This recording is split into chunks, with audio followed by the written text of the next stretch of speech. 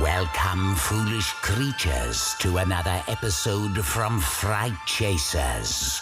You'll hear spooky calls from our haunted hotline, stories plucked from another dimension with tales from the beyond, oddities galore in news from the beyond, and haunting interviews with your ghost host, Woody G. Watts.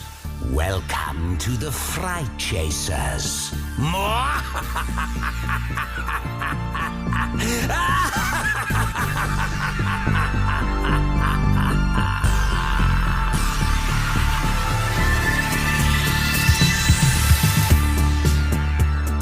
This is Woody G. Watts with a wonderfully spooky Tales from the Beyond for you.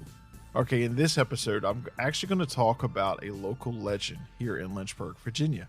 One that I have a small part in, maybe recently, where I have actually been in the house where the cradle was.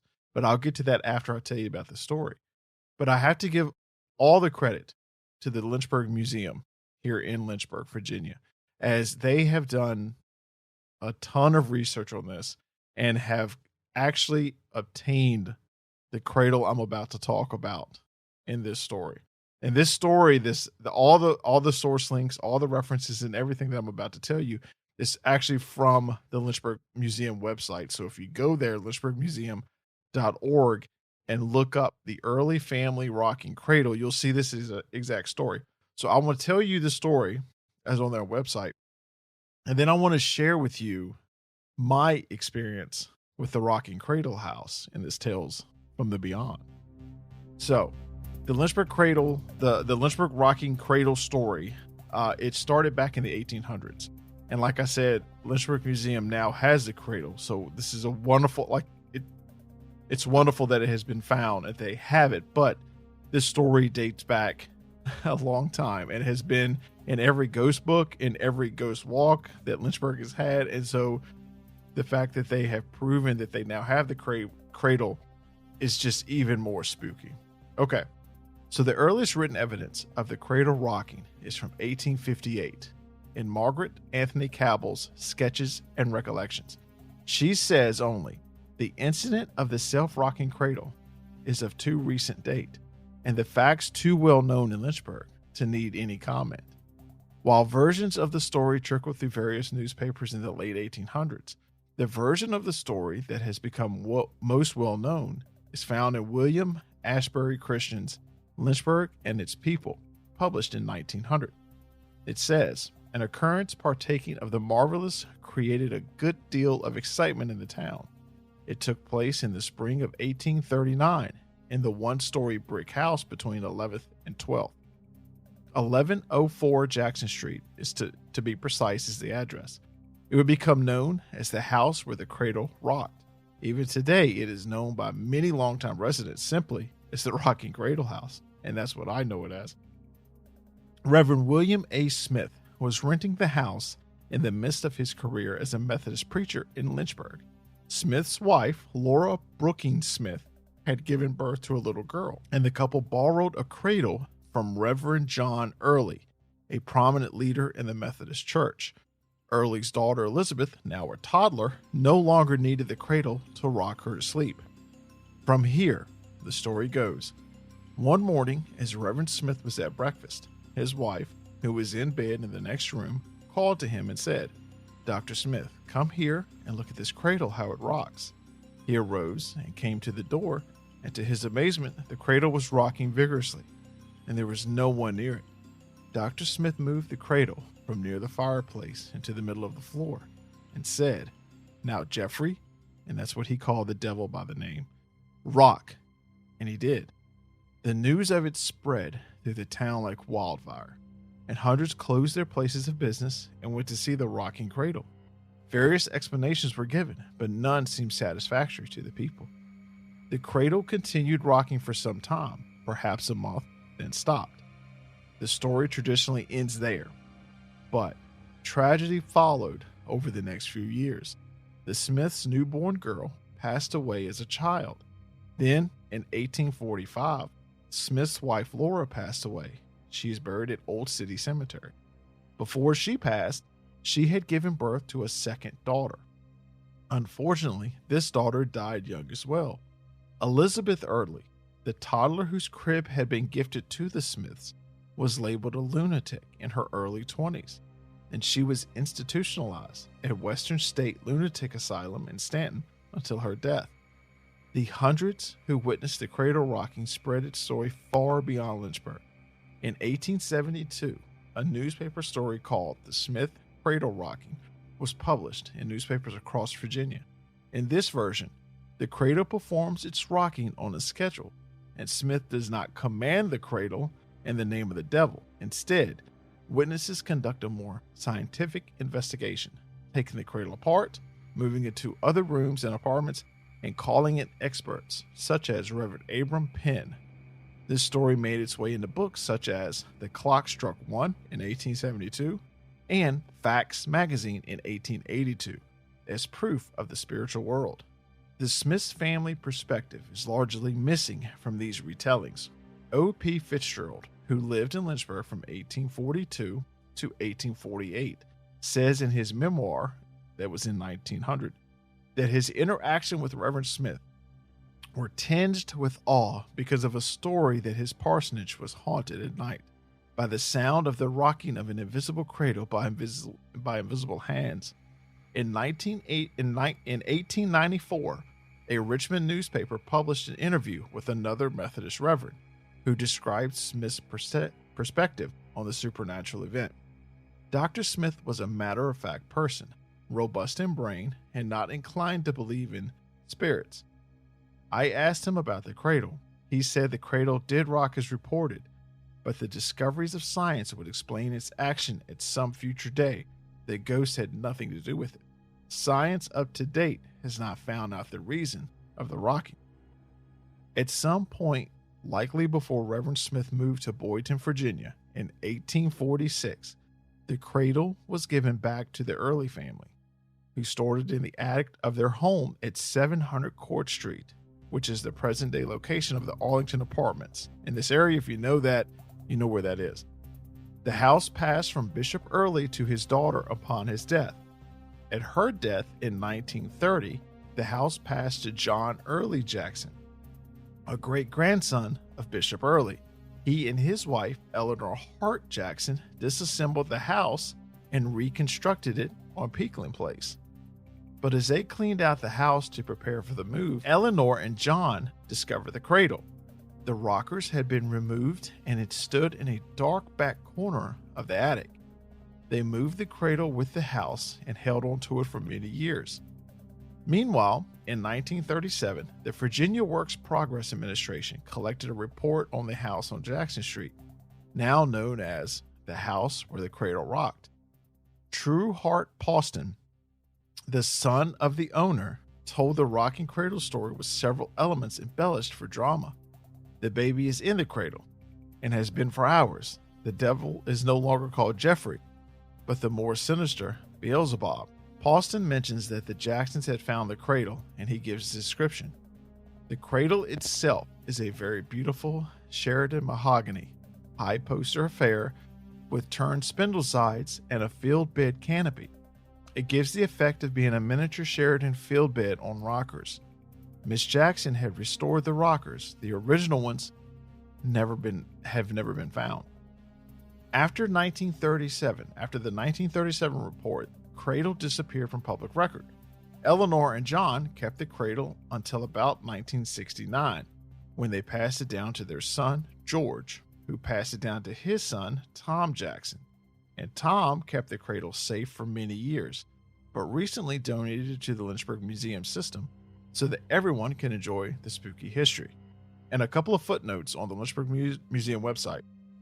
I'll read those for you too. While Jeffrey may seem like an odd name for the devil, the name was traditional roots. Old Jeffrey was the name of the ghost that haunted the Epworth Rectory, the boyhood home of John Wesley, the founder of Methodism. And then in 1839, Penn was the presiding elder of the Lynchburg area Methodist churches, but he spent most of his career as a prominent minister in Richmond.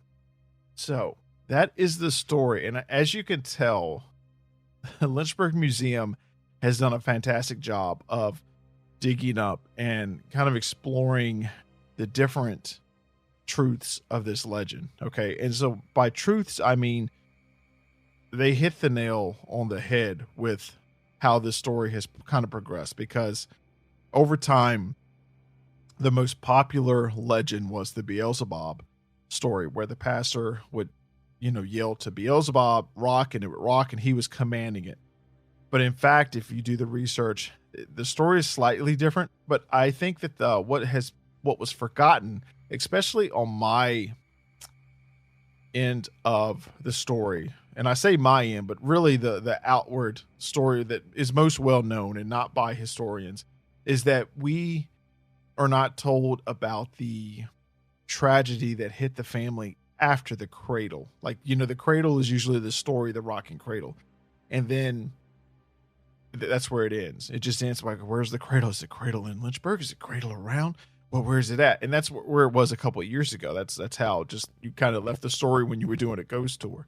But the fact that the tragedy didn't stop there, and that the family really had several sad events happen after that, just makes it takes this from a ghost story to a really sad event, right? So let me tell you my part of the rocking cradle house story. And I don't have a part in the actual house itself. I just have an experience that I experienced at this house. So as you can tell, this is one story that was written. This actual story was written in October of 2021. So I was approached, I believe a year before that, to do an interview and take pictures of the same story of the rocking cradle house for a local magazine. They were exploring local legends and lore and kind of spooky tales for Halloween. And they reached out to me because I had done several haunted history tours and kind of had formed Hill City Paranormal, which is now Fright Chasers. And they just kind of wanted like a paranormal point of view. And I'm a photographer on the side. One of my main business is marketing photography and videos. And they wanted pictures of the house as well if I could. So I do an interview, talk about what I know about the house, which is the very broad story about the cradle rock. The pastor yelled at it. It was rocking, and the whole town knew about it. And then the cradle disappeared. Okay, that's the gist of the story. And so I was like, I really want to see this house. I've read about this in books, and I've seen this story forever. I want to actually go in it if I can. But the house hasn't been easily. It's not easy to get to, because it's at a dead end street, or not a dead end, but there's no outlet in that street. So if you go by the house, you're going to go by there twice. You got to go and then turn around and come back. It's a tight street. So it's not like you can just ride through the neighborhood. Like, people know you're there is what I'm trying to say. And so it's not something that you just kind of joyride and say, oh, we're going to go see the rocking cradle house. No. And plus the house has kind of flipped hands quite a bit from what I understand. Because the time that I went there to take the pictures, I pull up in the driveway or in the front of the house on the side road, and there's a guy there with a dump truck, and he's taking trash out or materials or whatever, throwing them on the truck. And so I kind of walk up to him and I say, sir, I would love to take pictures of this house if I could for the magazine. We're doing the story. I said, you probably know all the stories about the house. He's like, absolutely. Some freaky stuff has happened while I've been here. But I don't live here. I'm actually just cleaning it out because it's going into foreclosure next week. But you're more than welcome to walk around and take as many pictures as you want, because I'm heading to the dump. So with that, he actually left, and he said, have at it. And this was mid-afternoon. Okay. So I've got my camera and I'm pumped. I am just so ready to just experience this house that I've read about, right? And to see where I need to go upstairs. I need to go to the room, the fireplace. Like, I have my key points. I want to take pictures. And he had mentioned to me that when he was in there cleaning out the house, that there were several times he felt like he saw something in the mirror behind him, but nobody was there because he's, a one-man wrecking crew. And so I walk in, and of course, my excitement is my adrenaline's going because I'm in a local legend. But the house automatically, one, it's a cute house. And the structure of it's adorable. I love old homes, and my wife and I go to estate sales all the time just to see the home. This one, I love the layout, but it had a weird vibe right when you walk in. But it wasn't weird as it was going to get yet. So you walk in the front of the house, and to the left is the main living room. And the first thing I noticed is that there were pictures of Jesus and religious photos all over the walls. And I mean, they were old photos and paintings and stuff. It wasn't anything printed on a computer, but there was something religious on just about every wall. Okay. And so that was the first thing. Was like, wow, okay, that's all right. That would make sense if this was a pastor's house, and all these years later. But yeah, every wall in that living room had something religious on it, a cross or a painting. And so I'm walking through the house, and I finally go upstairs to the room of where the cradle was supposedly at, and the fireplace, right? So you go in, and the house it's not dirty by any means, but it's clearly in need of, like, they're going to fix it up, right? So there's no furniture in it. You might have a couple of lamps and some pictures still on the wall, but it's not like a bed is made or anything like that. All that stuff had been taken out. So you walk in the room and it is empty. And for the first time I walked in, and I had a severe case of nausea. Like I got so sick that it felt uncomfortable. I literally felt like I was going to throw up. So I go in that room, and I'm taking pictures, and I'm excited, but at this point, like I had to stop. Like I'm put the camera down. I feel like I'm going to throw up right in the floor, and I'm like, oh, this is horrible. What in the world?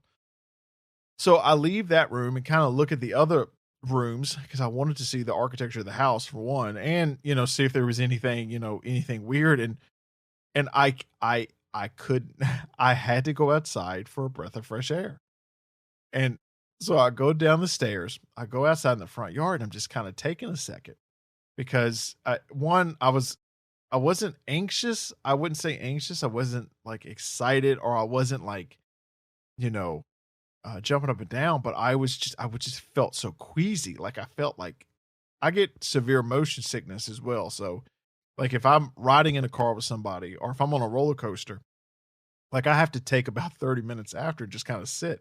And it felt like that, but worse. So I'm sitting out there, I'm like, okay, all right, just take a breath. Let's walk around outside, take some pictures. So I walk around, I take some photos outside of the house, the sign that it has the Jackson family, all the kind of key points for the magazine, the big house picture. And so I walk around, and I find the door to the basement. And I thought, well, let me let me go to the basement. That's a wise decision. So I opened up the basement because this is one of the houses where the stairs aren't going from upstairs to the basement. You have to actually go out of the house around and then go into the basement because it was a very tiny basement. It wasn't a full basement. So I go down there, and I don't have a flashlight. I don't have anything. Like really, I'm not prepared for any of this. I'm just taking pictures, and I had another eerie feeling. But I'm looking up, and I find some furniture like hidden up in the crawl space. And what do I see? I see a cradle. Now, come to find out later on, that wasn't the cradle, supposedly. But my state of mind was, this is crazy. I'm already sick. I'm down there, I'm seeing a cradle. And then the basement smells funny. I'm gonna be honest with you. It just smelled weird.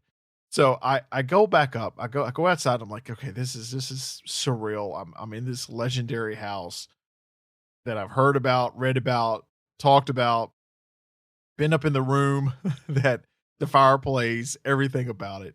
And I call it a day. I can't go back in there. I can't stomach to go back in there. I actually get in my car, and I sit for about 20 minutes, and I just kind of scroll through the pictures, but mainly I just have to sit and collect myself. And, for the longest time, I had kind of told people, I hadn't really had a paranormal experience, right? Like I've seen Bigfoot footprints, and we probably talked about that in other episodes, and I'll talk about it again. But in a UFO experience, but the paranormal has really never been something I've been through. Now my wife has had quite a few experiences, so much so that she's very selective in the places and discussions and stories that she actually listens to, because she's had quite a bit. But for this, for the longest time, I didn't recognize it as an experience. And then recently I was talking to Jerry on the Hillbilly Horror Stories podcast. And he even brought up the fact that that would be considered a paranormal experience to some. So I wanted to share this legend because I'd never officially talked about it on this podcast. I've kind of alluded to it, but this story, I would highly encourage you to do some research on it. It is one of this area's spookiest and long-lasting legends. And there's a few other ones that you will hear as a tales from the beyond of just the story itself, and they are fantastic. But this one stuck with me for a while, because after I got home and processed the pictures and put them in Lightroom and emailed them, the feeling stuck with me for about 2 days. And then finally I slowly started to shake it. And then the story came out soon after that the cradle has supposedly been found and on Peakland Place, where they rebuilt the house, and that they actually had, that the rockers had been taken off, and everything that we had heard about the story was true.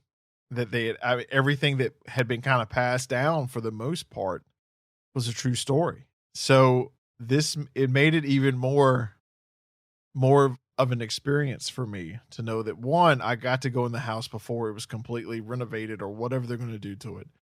And two, that the cradle has actually been found and is in a museum now for the whole area to appreciate.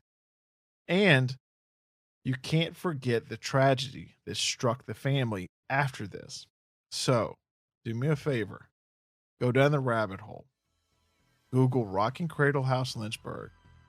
And let's go explore this local legend together, because I would love some opinions and I would love to talk about this more. This is one of my favorite Lynchburg stories. So this has been a Tales from the Beyond Lynchburg edition of the Rocking Cradle House.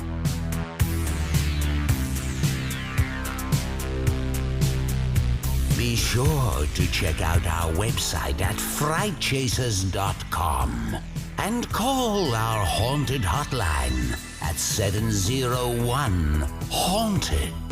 That's 701-428-6833. With your spooky tale. We're dying to hear it. Thank you for listening to the Fright Chasers.